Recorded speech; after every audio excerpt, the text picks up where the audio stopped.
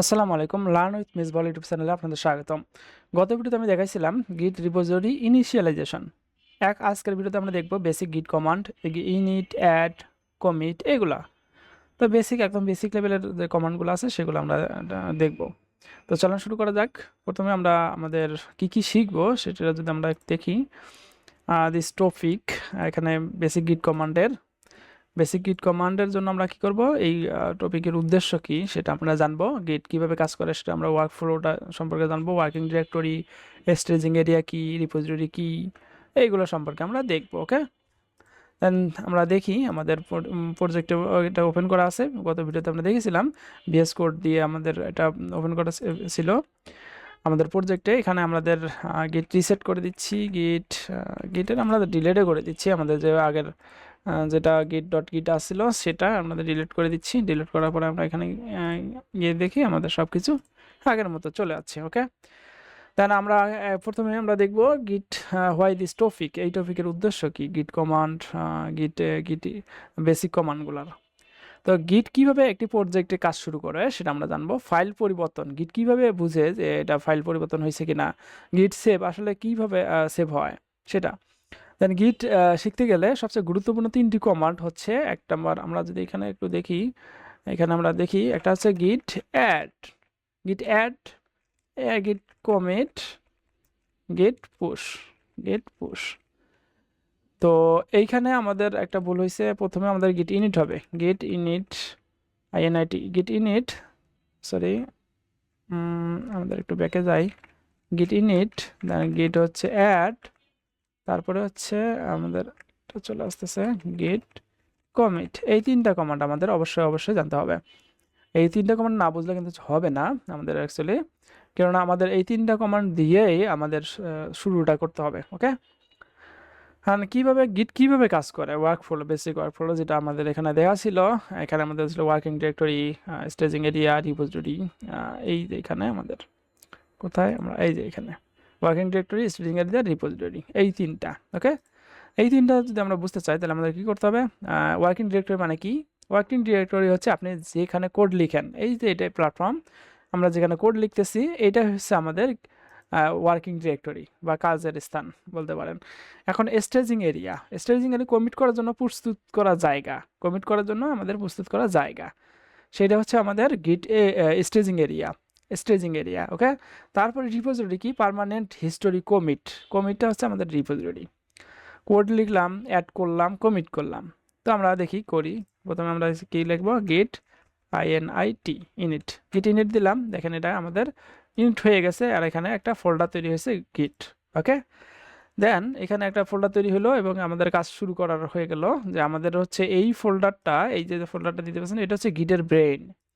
এইখান থেকেই আমাদের সব কাজ হবে। ওকে, এটাকে আমরা রিলেট করে দিচ্ছি, ডন্ট সেভ। ওকে, আর একটা ফাইল তৈরি করে নিব, test.html। তার মধ্যে আমরা HTML কিছু কোড লিখি। এখানে h1 টেস্টিং টেস্টিং পেজ লিখলাম, জাস্ট একটা কিছু লিখলাম। ওকে, এখন আসি আমাদের দুটা আমরা ইনিট করব। গিট ইনিট করলাম, দেন তারপরে আমরা গিট চেক করব। গিট স্ট্যাটাস চেক করার জন্য কি করব, status স্ট্যাটাস কমান্ড ব্যবহার করব। তো আমাদের হচ্ছে আনট্রাক ফাইল হচ্ছে দুটা, এটা হচ্ছে আনট্রাক ফাইল, এখানে দেখাচ্ছে আনট্রাক ফাইল। ওকে, এখনও আমরা কিন্তু স্টেজিং এরিয়াতে যাই নাই, এখনও আছি ওয়ার্কিং ডিরেক্টরির মধ্যে আছি।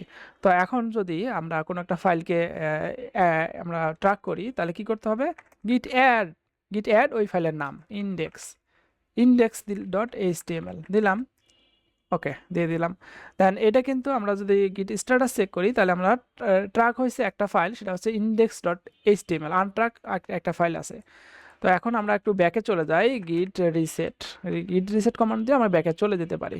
গিট স্ট্যাটাস দেখলাম আমাদের দুটো ফাইল আনট্র্যাক অবস্থায় আসলো।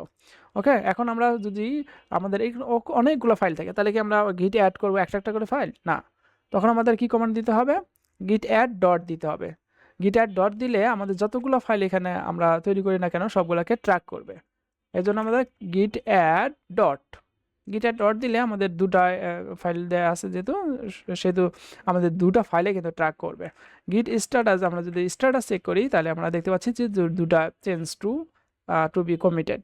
তো এইটা হচ্ছে আমাদের স্টেজিং এরিয়া। ওকে, সরি, এখানে স্টেজিং আনস্টেজ টু আনস্টেজ, এখানে আমাদের দুটা ট্র্যাক হয়েছে। এখন আমরা স্টেজিং করব। যদি স্টেজিং এরিয়াতে নিয়ে যাইতে চাই তাহলে আমাদের কি করতে হবে? তাহলে আমাদেরকে একটা কমান্ড দিতে হবে, সেটা হচ্ছে কমিট করতে হবে, গিট কমিট -m।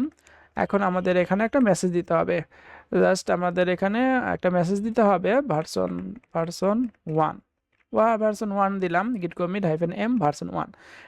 যখনই আমরা এখানে এখন হচ্ছে এন্টার দিলাম, তখন আমাদের কি হবে? এটা কমিট হয়ে গেল।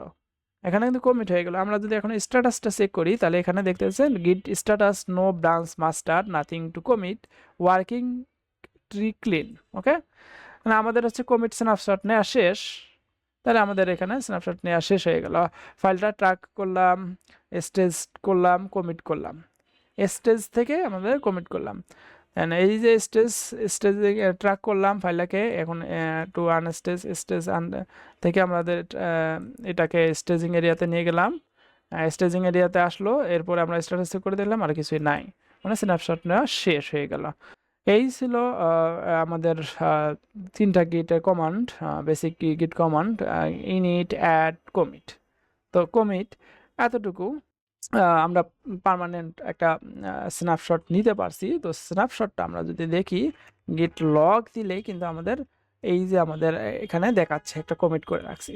কমিটে কত তারিখে করছি, কখন করছি সেটা দেখাচ্ছে। কমিটের নাম কি দিছিলাম বা মেসেজ কি দিছিলাম সেটাও কিন্তু এখানে আমাদের দেখাচ্ছে, ভার্সন 1। ওকে, তো এই ছিল আজকের ভিডিও। যদি ভালো লেগে থাকে তাহলে অবশ্যই লাইক, কমেন্ট, শেয়ার করতে ভুলবেন না। আর আপনি যদি চ্যানেলে নতুন হয়ে থাকেন তাহলে অবশ্যই চ্যানেলটি সাবস্ক্রাইব করে পাশে থাকা বেল বাটনটি বাজিয়ে রাখবেন, যাতে করে পরবর্তী ভিডিওর আপডেট পান।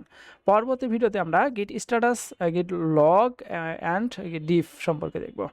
তো সে পর্যন্ত ভালো থাকেন, সুস্থ থাকেন, আল্লাহ হাফেজ।